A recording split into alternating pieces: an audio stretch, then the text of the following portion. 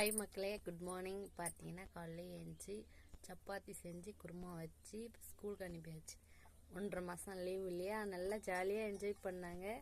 காலையிலே கோயிலுக்கு போனாங்க. பெரிய பொண்ணு சரத்மாதா கோயிலுக்கு, சின்ன பொண்ணு வந்து எனக்கு சப்பாத்தி செய்யக்கூட ஹெல்ப் பண்ணாங்க. அவங்க போகலை.